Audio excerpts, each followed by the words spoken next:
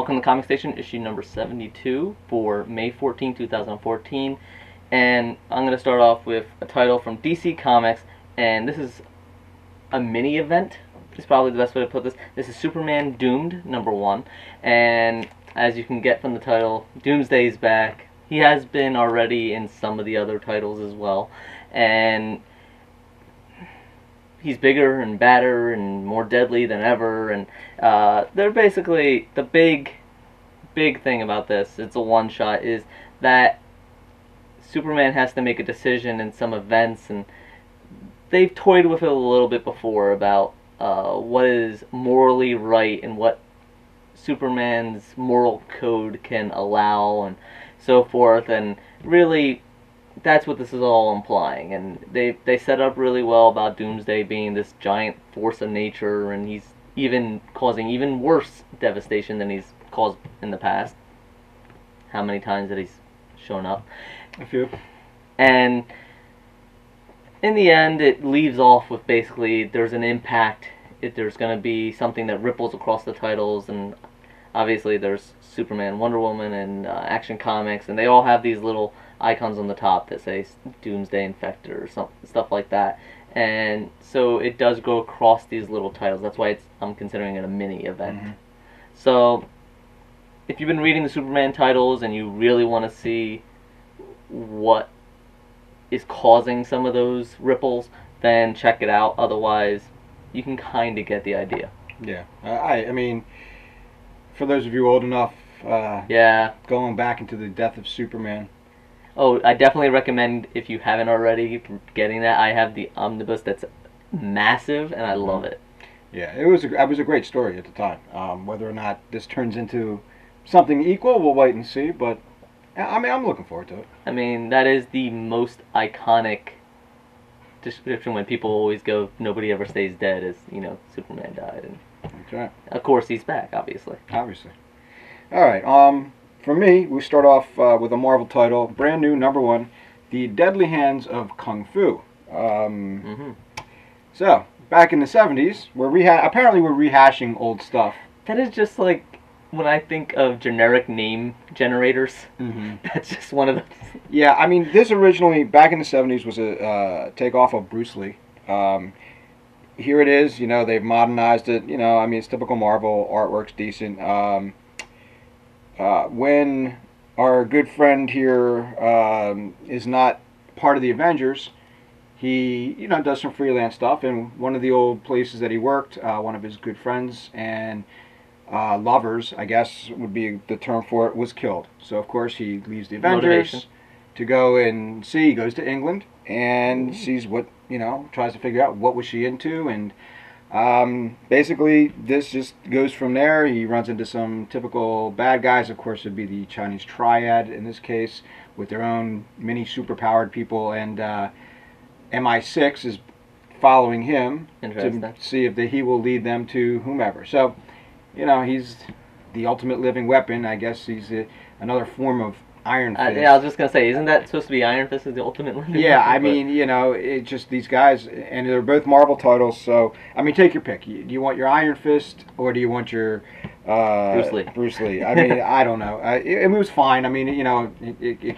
killed 10 minutes of my time, and I would probably pick up number 2 just because it was there in front of me. I wouldn't go out of my way to get it, so I don't know how much of a ringing endorsement that is, but I mean, it's passable. I think it bothers me that I'm seeing old stories just, we're out of ideas. It's like the movies. We're out of ideas. Well, with Marvel, as everyone is well aware, just keeps bringing them out, it's kind of not surprising. No, it's not. And like I said, you may like it.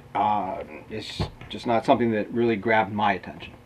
Yeah, so is it, if you like Kung Fu, like the old movies, old Kung Fu, is that where it leans more towards it, because even the bad guys are using, even though the weapons that they use may be a little more modern, it still reminded me of old time, whether they were nunchucks or different types of, they were those types of weapons.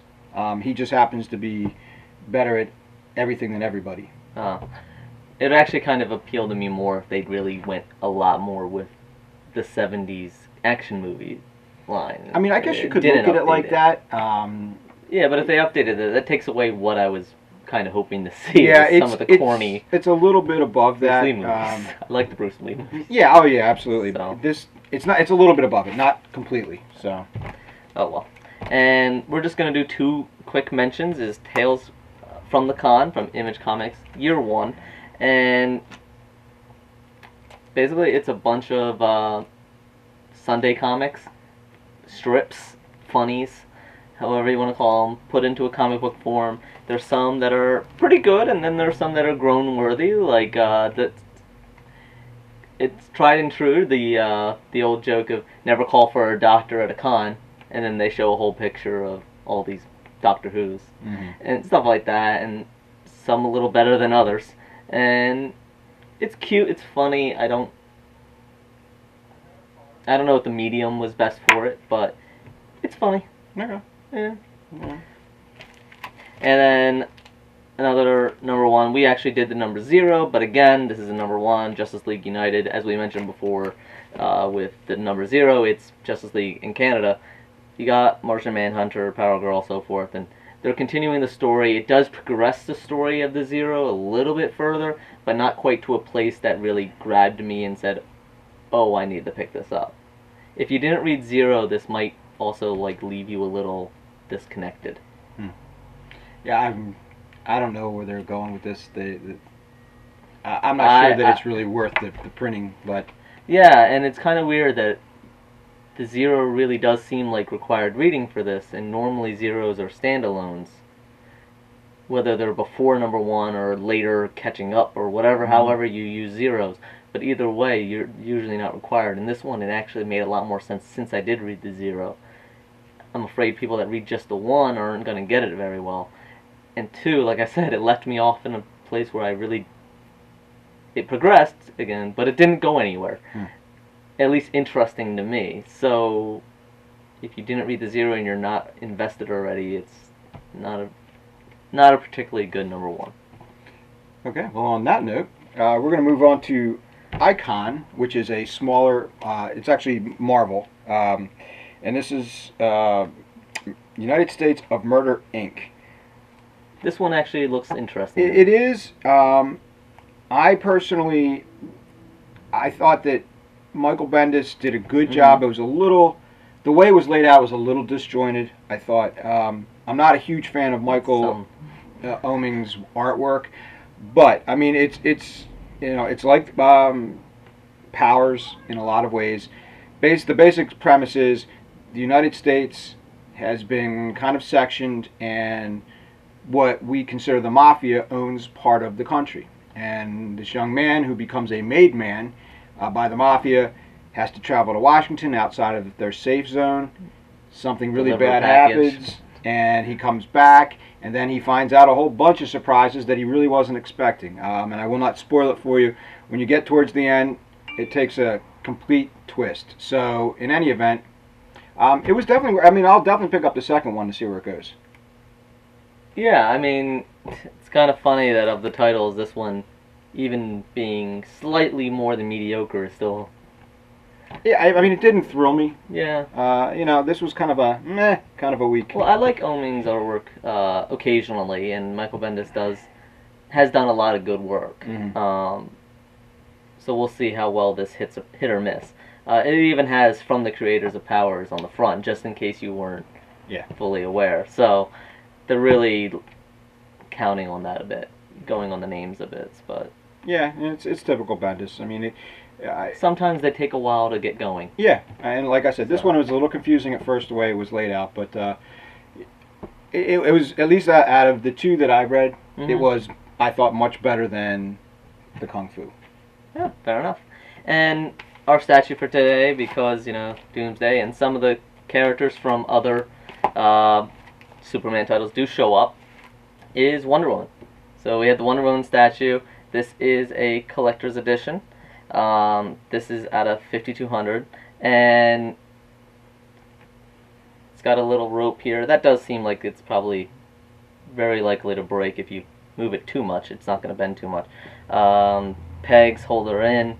Otherwise, decent statue. The face is a little It's good. It's fine. It's a little off to me though, just for some reason that I can't really put my finger on it. Yeah, I feel the same way. Otherwise, the lines are good. The only thing that's a little weird to me is like when the boots meet the leg, there's a little line, and same thing. I get it's supposed to be like the clothing is separated, but it really just feels like it was kind of like pieced together, and then, but otherwise it feels solid, so it doesn't feel like they pieced all the parts together. Just when you get up close, that's how it looks. From far away, the lines do well separating them, but either way. And then of course, the amount of hair on her is from funny. this particular perspective, it's From the back, pretty impressive. Yeah, that's a lot of hair. So it's a good statue. Not the best, not the worst that I've seen in Wonder Woman. Agreed. I like the base though. Base is cool. Base is cool. So, and of course, if you want to read some reviews, there are a number of reviews up on frontwardsgamer.com. Lito's done a few up there. Go check them out. And as always, thank you very much. Leave any comments. Let us know what you think. Anything else? Any comments that we didn't read this week that you think we should have? Anything coming up that you're excited about? What do you think of the new Spider-Man movie? Haven't seen it yet. I haven't seen it yet either. So, I actually just got around to seeing the first one like 2 or 3 weeks ago. I haven't even seen that one yet. It just speaks to you, you know? I mean, after the whole trilogy for Spider-Man before, I just kind of... But the first Amazing Spider-Man #1 was surprisingly good, so I actually am a little more interested after seeing the first one. Yeah. I wanted to see this. So let us know what you think about it. Yeah, I'll catch up. All right. So, thank you very much, and we will see you next week. This has been Comic Station. Thank you very much. See ya.